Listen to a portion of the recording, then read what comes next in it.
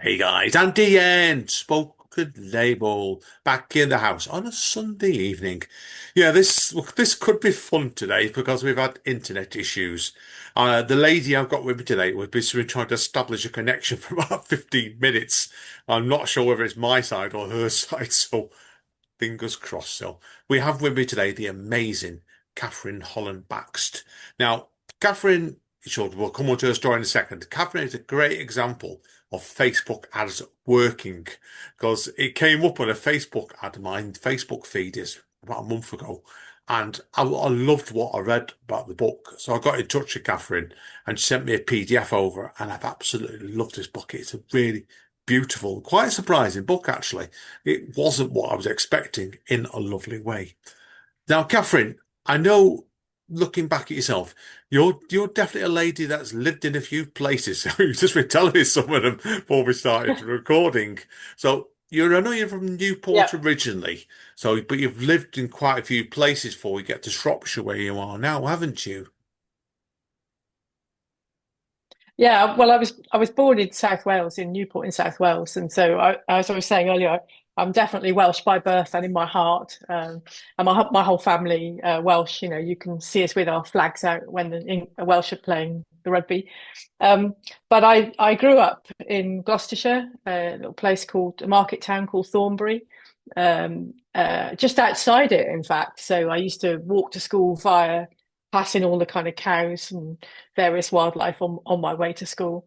And then I moved back to Newport in South Wales for a while when I first started working, and then up to the Midlands, lived in Birmingham and in Wolverhampton. And then about 12, 13 years ago, I moved to Shropshire because I just had to come back to the countryside. I just had to. Can't blame you because it's a lovely area where you are. And I've got a friend of mine that actually grew up in Shropshire called Eric, and he's done the opposite now. He's moved on to, I think he's living near Newport now, actually. So you've done it in that All reverse. right. Yeah. But he moved in there with his girlfriend. So it just shows really how things go. But yeah. Now, obviously, before we start today on the journey as a writer, I do know that you've got quite a few animals living you, haven't you, as well? Now, I'm not sure how up to date your website is, Living so with me. yeah, Yeah. oh, not literally in the same house, but on the same area with you. So what animals have you got at the moment then? Yeah, well, I've got two cats, Loki and Freya. Yeah, they were sort of not really rescue cats, but they came from a less than ideal situation, so they've taken a little while to settle down. So I've got two cats. I've got three Icelandic horses, and uh, five chickens and a cockerel. It was six chickens until today. Sadly, I Oh, lost one. oh, I'm sorry. I'm Yeah, sorry. that's all right. Yeah. Yeah. So the chickens are in my garden, the cats are wherever they want to be, and the horses, lucky for me, live right outside my house in a field that I mostly rent from the local farmer. Yeah. So, Brilliant. and Brilliant. the Icelandic horse, Fleygur, one of my horses, he's the subject of the first book that I wrote, the one you haven't read yet. Which I will be. I So, will be after reading your second one, which we'll come on to shortly. Because it really charmed me, that book. It really, really did. So, but I know from looking at your website, what you told me before, you've always a loving for telling stories, haven't you, as well? And it seemed like you always believe you can talk to animals, which I think is great because it links into obviously Little Viking Horse, which I've got to read, and the Badger Resistance Army. So it feels like to me, done it like when you began to write your stories, are all about the animals at your heart from the beginning, weren't they? yeah, yeah. I mean, I've always liked telling stories. I haven't. Little Viking Horse was the first book that I published. That was in 2021. Um, so I've come quite late to actually writing a book. But I've always loved telling stories, and I've always really loved wildlife and animals and trying to understand through the animal perspective. Yeah, so that's. I mean, how the whole writing thing started was really. You mentioned Facebook earlier.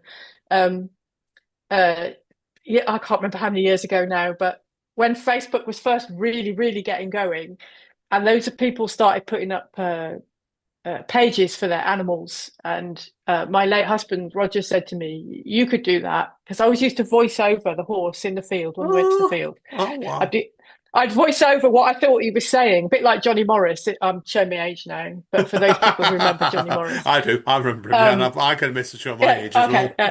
So I used to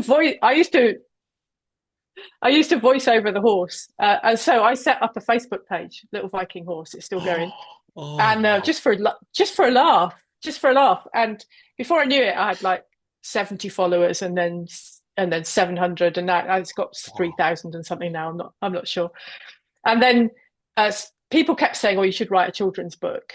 And then one day somebody and Roger kept saying to me, "You should write a book." And so I started to kind of write a few things down.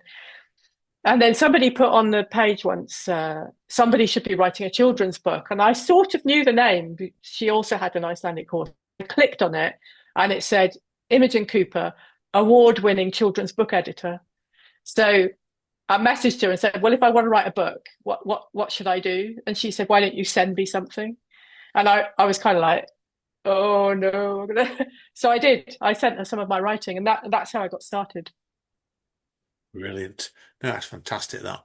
Like, it'd be obviously, like you told me before, obviously, Little Viking Horse, I'm going to have to definitely get. That took you, what, some like 6 years to write, didn't it, really, as well? So, obviously, for people who don't know what Little Viking Horse is about, do you want to tell us very briefly what this book's about? So you can sell it to Yeah. me. So Sell it to me then to go and it get it. so this is a little Viking horse with a picture of the actual horse on the front. And it's really about a horse, because it's through the eyes of the horse, and his boy, and how they come to trust one another and listen to one another. So I would say it's a kind of modern day Black Beauty. Roger, named after my husband, obviously, the little boy in the story, sees this Icelandic horse and just has a connection with him. But Fleygur has a bit of a rough time before Roger sort of gets him, and then they sort of go on an adventure together. So it's really about listening, empathy, and a horse and his boy kind of learning to trust one another. I should say, for people who are horse lovers who've read Black Beauty, it's a modern day Black Beauty according to people who reviewed it, but it's not as horrible as Black Beauty, right? So no horses die in this story. Good, Because I do good, get quite a lot of people saying, "Oh no, I can't read it. I can't read it if somebody dies." So none of the horses die in this story. So good, good. I felt it when I was reading, obviously we're coming to Badger Resistance Army in a minute. I've seen a couple of reviews going around about Watership Down on that. And I thought to myself, there's rabbits dying Watership Down, but I don't recall any badgers dying in the Badger Resistance Army. So, which is good also as well. No, that's a fair point with that. So, now, obviously, I'm here today to talk about the Badger Resistance Army, which has just come out a couple of months ago. Now, obviously, did this yeah, book come quicker than, obviously, Little Viking Horse to write? I'm sorry, you just broke up slightly there. Can you just Ooh, repeat that right. question? Okay, yes, sure.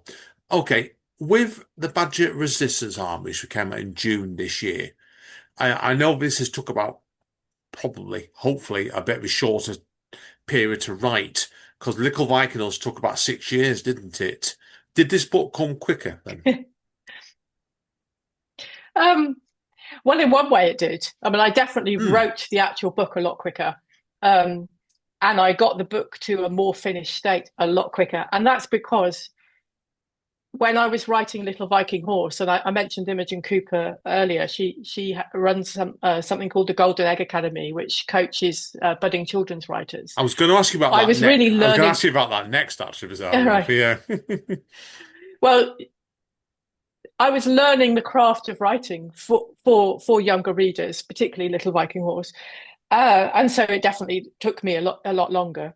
So the Badger Resistance Army came a lot quicker, but it came a lot quicker for two reasons. One, it was I'd learnt the craft of writing more, so I kind of knew what I was doing in terms of structuring the story and getting the pitch, the level right.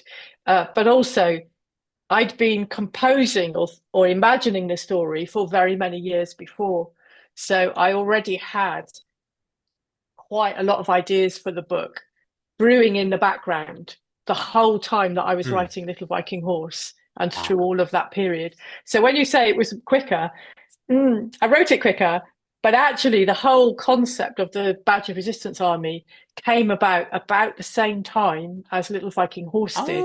So Ah, over 10 years, over 10 years. Yeah. yeah, I get you completely. I know it Because does. because that's what I do. I kind of brew ideas in my head. So I've got two or three books going around in my head now, and who knows if or when those will get written or published. But I'm constantly playing with story ideas in my head. But it's a good way of doing it, that, John, because it's like my first two novels took me 15 years and 13 years to write. And I went through very, very similar process to you with both those books. And what was ironic, because the third book's going to be done in about 18 months, but you know what I mean? It's just typical, isn't it, really? Yeah, So, yeah, yeah, yeah, yeah, yeah, I know exactly what you yeah. mean with that. So, oh, brilliant. Now, obviously, what was the spark then that led you want to actually write the Badge of Resistance Army? And the obvious question then next. Yeah.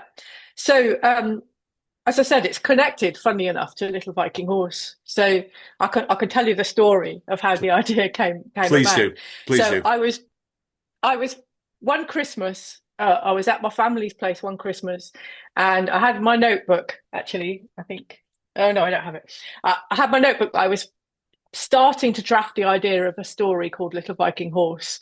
Not the book has finally came out, but something about that. And I was going Little Viking Horse and the big adventure, or Little Viking Horse goes to the seaside, or little. And I was playing around, and my brother had bought for my husband a T-shirt that year called Badger Resistance. It's quite a famous one, actually. Oh, It's I was looking for it earlier and I couldn't find it, but it's got a badger on the front with a machine gun. Not really appropriate for a children's book, but anyway, no. Roger was wearing that T-shirt, and my brother said, Little Viking Horse and the Badger Resistance Army, and I wrote it in my notebook. So that's where the very first spark came from. And I actually did write the first chapter of Little Viking Horse and the Badger Resistance Army, and I read it to Roger because that's what I used to do. And he said, "No, that's rubbish. It doesn't work." so, Oh, honesty. Don't you but love he honesty he with wasn't people, right? he he was very honest. That's why I knew I could get honest feedback on my writing.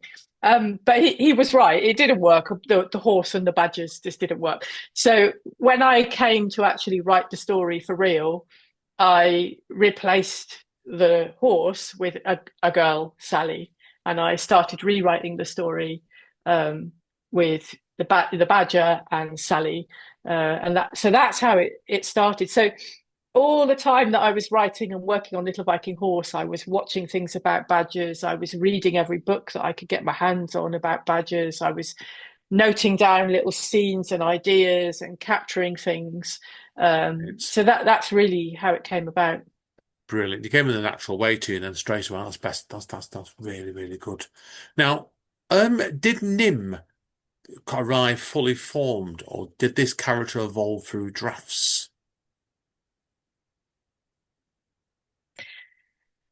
It's quite a tricky question, that one, really, because Hmm. it's she. Hmm. Because here I'm going to give away something about the how the book really started. When the first 20,000, no, was it 20,000? Yeah, 25,000 words of the book, I wrote through the eyes of Sally, the little Ah. girl, and then I sent it off to my editor for some feedback, and she said it's lovely. She said, "Have you thought about writing it through the eyes of the badger?" And I was like, "No, I can't do that."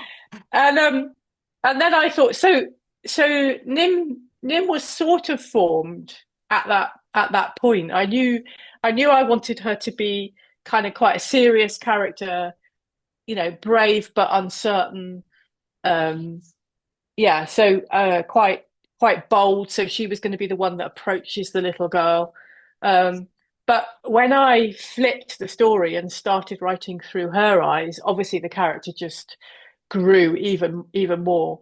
But she also grew alongside her sister Mary. So I wanted them to be like a foil for each other. So Nim is the kind of serious, slightly odd with the mystical dreams and so on, and her sister is the kind of humorous, funny, bumbling kind of, you know, straight talker. Yeah. I So think they you, kind of grew together, really. All, I think you need a balance, and you can't really make a couple of characters in the book anyway, because that way it stops them all and become mm, very similar. But Nim stood out to me in this book. The character she really, really did. That's what I wanted to ask that straight away today. That makes sense. mm. Now, obviously, looking beyond what you're doing, your writing, I know you've got a background in leadership and coaching. Did this almost any way influence your book? Yeah, it's a really good question. Um, yes. Yes. And when I was first writing Through the Eyes of Sally, I had this kind of idea that I was going to populate the book with some kind of frameworks and models and things that I'd used in my coaching and leadership, because I think she's quite a structured person, she likes doing to-do lists and being a bit organized. And so I had this idea of feeding in some of that into the story. When I flipped the story to the Badger perspective, that didn't fit in quite the same way. And I think the only bit of that survived was when Sally writes a to-do list and she writes three Ah, things she's already done at the top of the list. Yeah, because it feels better if you could just tick them off straight away. And that's because that's what I do. So yeah, I wanted to include some things like that, but writing it from the Badger's point of view made that kind of a bit more challenging in a way. But yeah, I think you can see that influence in the story. So there's things in there, particularly about Nim, which I believe firmly, which is the leader is not always the loud one. The leader is not always the person standing at the front. You can be a leader because you've got moral courage or strong values, or that you're really empathetic. You don't have to be I hear people talking about politicians that sometimes saying they can't be a leader, they're not strong enough, or they're not. And I think that's the wrong way of looking at it. I want leaders who are empathetic and driven by values, and are authentic and honest. So I think some of that belief about leadership and about working with people weaves into the story in the messages about leadership and who can make change in the world. I mean, it's quite a common trope in a way for characters in the stories to be told, it doesn't matter if you're small, you can still make a difference. I mean, I think it's in Lord of the Rings and um, Watership Down and lots of stories about the small person making a difference. In this case, it's just the young badger. She can make a difference. So yeah, leadership and coaching and all my thoughts about empathy and working with people. It's all the way through the book, I think. At brilliant. least I hope, because that's kind of what I intended. Brilliant. Now, I was going to ask you next, obviously, did you draw any inspiration from any real life animal encounters? But obviously, you live with animals, that would impact you anyway. But during your research of this, then, did you find anything out that really surprised you about badgers as animals? It surprised it Yeah. surprised me about animals. Yeah, I know badgers particular. Oh, it surprised me. Um, I mean, I think, I don't know. Actually, about the badgers themselves, there were two things, I suppose, about the badgers themselves. Uh, one was I'd read quite a lot of stuff that said they were kind of solitary creatures, and although they're kind of iconic in one way, they're a Marmite animal. Some people hate them, some people love them, and they're iconic in one way, and in a lot of literature they're portrayed as wise, or yeah, wise, gentle, kind, whatever. Uh, um, but on the other hand, they're portrayed as vicious, um, dangerous, uh, yeah, solitary, um, and so on. And actually, they're not solitary at all. They live in very strong family groups, and a lot of the older books about badgers will say these are solitary animals, and it's only the more recent ones, um, and some of the more recent people who've been putting up like videos of them and so on, where it absolutely demonstrates that they're not solitary. They have very complex social bonds, and there were lots of things like discovering the same set, the same den occupied by the badgers can be occupied for hundreds of years, so several generations, maybe even longer, we don't Ah, know. Several ah. generations of badgers can live in the same set, and they're very fixed, so you can see their trails going across the land, because they go in straight lines. And if you build a housing estate and put a wall there, they'll still go in that straight line across that. Oh, that's So interesting. they're That's pretty. interesting. Yeah. This is where we go. Oh, right. Yeah, that's really interesting. I say, I was not. It's not a creature I know a lot about, so that's why I thought it's probably what partly drew me to this book when I first saw you bought it. Oh, that's really interesting. That. So, have you actually encountered many badgers in real life? Then have you? Oh, so few. I feel kind of cheated, really. So what I did is there's a guy who he's a retired wildlife ranger, Mel Ingram, and he's written some books about his experiences, and he has great videos on YouTube and on Instagram of badgers and other wildlife. And I watched those. I read all his books, and I watched those, and also another Instagram account looking for badgers, um, fantastic videos of badgers, and I just watch those endlessly to pick up all the little sounds and the way that they interact and the way they behave. But Oh, I wow. myself have only seen live badgers a couple of times, and usually the back end running away Oh, because they're quite timid of people. Yeah, yeah. I've but there's a noticed couple that. of Yeah. there's a couple of incidences in the book that are based on real things. So there's a scene in the book where a badger's kind of stuck down an alley and it runs between the legs of the guy who stood there. And that's the story I got from my dad. He got Oh, out of a wow. car in a pub car park, and a badger literally ran between his legs to get Oh, away. So I put that in the wow. book. Oh, yeah. It's that sort of thing, isn't it? It's as a story. It's just too good not to be used, then, basically, isn't it? So, yeah, no, I get you completely off Yeah, that. yeah. The other one was in the story, as you know, I've got the badgers going into a house through a cat flap. Now, some people might say, it's not very likely, and I think a fully grown badger might struggle to get through my cat flap. But I know it does happen because a friend of mine, in fact, Mick, who did the wonderful illustrations for the book, Oh, um, and she they told are, me and they are she told wonderful. me Yeah. they're great, aren't they? She Yeah. she told me about a badger coming in through their cat flap and causing havoc. Oh, my So I thought God. that's too good. That's too good not to put in the book. So Oh, yeah, so yeah. lots of the things in the book are based on real stories that either people have told me or that I've seen in the research that I've done. But sadly, very little live observation of badgers myself. Yeah, Well, either way, you've done that. The book's been that vivid is immaterial. That really, it's a rare thing for a book that really came alive to me. This did. So thank that you. said, obviously you said before when you had to change the perspective of the book.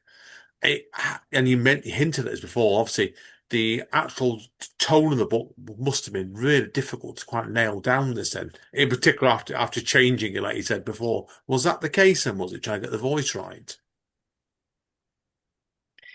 Yeah, I mean the writing through the eyes of the animals was a constant challenge. A constant challenge. There's the issue of making sure you are going to get down into the kind of the eyes of the animals. So, for example, when I have them hiding under a car and looking across the road, they're looking at the feet of the little girl. So you have to really imagine yourself literally crawling around. In fact, I read a book. I wish I could remember its name now. It might have been called Beasts. I'm not sure, but a guy who really tried to live like animals, and I read that to try and get into that mind. So there's that element of it. What angle is the animal seeing from? What can they? So their eyesight isn't very good, but their smell is extremely good. So you have to get all of that kind of accurate. Well, you don't. I'll come on to that. You don't have to, but I wanted to. and then there's the whole thing about anthropomorphization. So what I say is that I don't write animals with clothes on. So I'm not using substitute humans in animal form. I'm trying to write the animals as they really are, except, of course, I'm telling a story, a fantasy story, really. Well, magical realism, I'd call it. Um, so, of course, they're anthropomorphized to a degree. And treading that line was really tricky. That was really, really tricky. I wanted them to be badger-like, but you have to kind of give them some kind of human emotions in order for the story to actually work. And I think probably on every page I was asking myself, which side of the line am I going on this one? And some of the editorial feedback I got sometimes was like, well, couldn't you have Nim thinking this or doing this? And I'm thinking, no, that's too human. She's a badger. So she's going to, and that's where the little bits of conflict between Nim, the badger, and Sally, the little girl, come, because Nim's like, what's she doing? She thinks humans are really weird. So I'm trying to, that was probably the most challenging thing of the whole book, actually. Yeah, I get that, John. I understand you completely with that one. So, was it quite difficult then to actually, obviously, when we're looking at it like an animal we don't actually know a lot about, how hard was the world building, be it the right thing for the budget, the badgers, with this underground network and their resistance strategies? Because this was so imaginative, this part. Thank you. You see, that bit I find a bit easier because I kind of, that's me like making up a story. So I mean, it changed a little bit. I mean, I had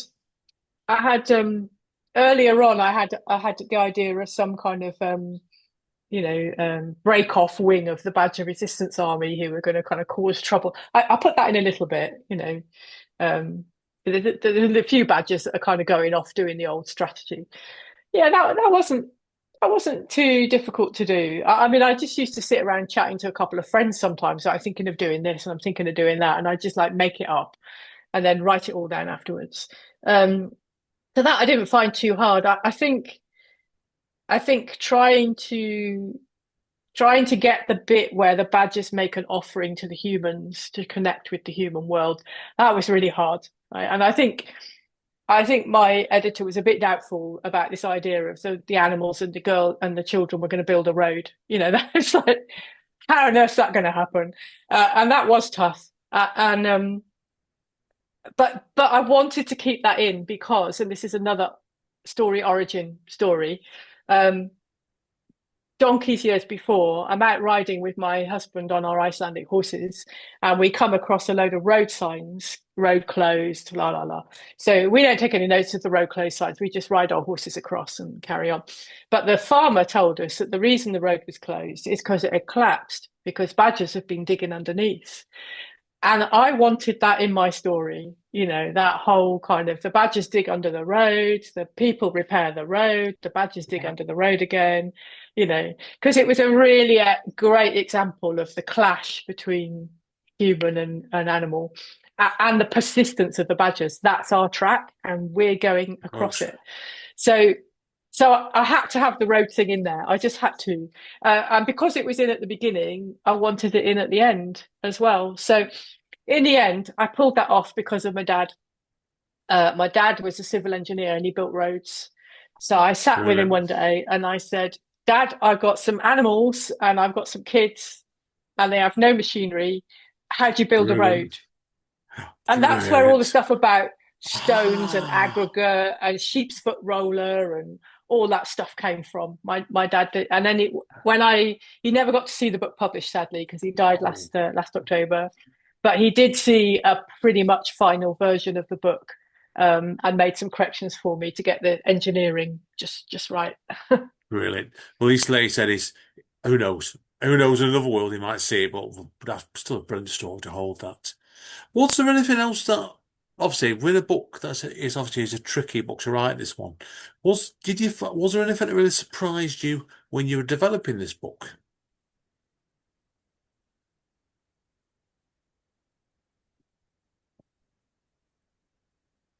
I'm not sure about the Yeah, book yeah, itself, but or the structure of the book, yeah. For example, did you know, and I'm not going to give any spoilers away.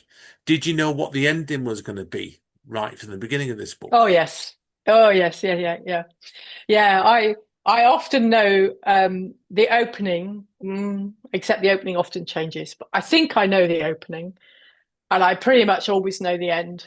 When, so even in the two or three books that are floating around in my head at the moment, I know the basic structure. That difficult middle bit, well, that can be a bit tricky, can't it? But Yeah, yeah, the bit where it goes all mushy and you think, oh, this is so boring. How do I make this more exciting? But yeah, I knew the ending. Yeah, I absolutely knew the ending right from the start. that's good then. In fact, That's that the epilogue was uh, written very early on. interesting. Now, obviously, starting to wind down with the questions now. Then, do you envisage this book being a one and done book? Could there be a Badge of Resistance too? Ah, well, that's interesting. Well, no, I wasn't planning a Badger Resistance 2, no, but uh, I've got two kind of projects in mind at the moment. One is I am currently writing a Little Viking Horse book 2, um, Good. because mainly because I mean it's been read by over 1,000 people now, and quite a lot of people say to me, "I want a book 2, I want a book 2." So I am writing a Little Viking Horse book 2. It's a very different kind of book to the Badger Resistance Army, but it'll be fun to write. Um, and the other project that I started my research on is a prequel to the Badger Resistance Army. Ah, So I'm currently exploring. This is probably giving quite a lot away, and who knows how long it'll take me to do this. But I'm currently exploring what's the ancient story about Floa and Meredith, the connection between the old woman and the hare in the story. So I'm currently exploring writing that story set in the good. 1600s. So, Good. Well, good luck with you on both the books, definitely. So I'm definitely going thank to you. have to. I'm definitely going to get your first book, and I will keep an eye on you for open up and coming books. That's for sure with it. So obviously, Thank you very then, much. okay, then, where can people get are best getting hold of your books? Do you recommend? Right. Well, um, signed copies of the book by me can be brought from my website, EponaWise.com. And yeah, you get a bookmark, a signed copy of the book. You can get two books on special offer. And actually, for the rest of October, both the Badger Resistance Army and the two-book deal are even more reduced. So, got a Well, couple of weeks left, I think. keep check it out. So on Check my it out, website, people. on my website. After that, I would recommend ordering through your local independent bookshop because we need to support our independent bookshops.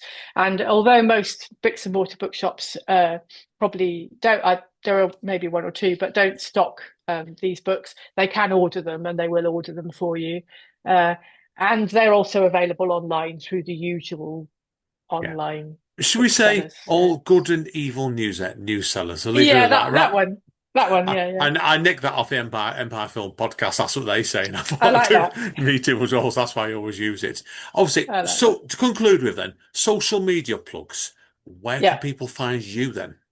Right. So I have an author page on Facebook, Catherine Holland Backs, and Instagram, same Catherine Holland Backs. I got to be honest, I don't hang out in many other places. Occasionally, might dip into Blue Sky.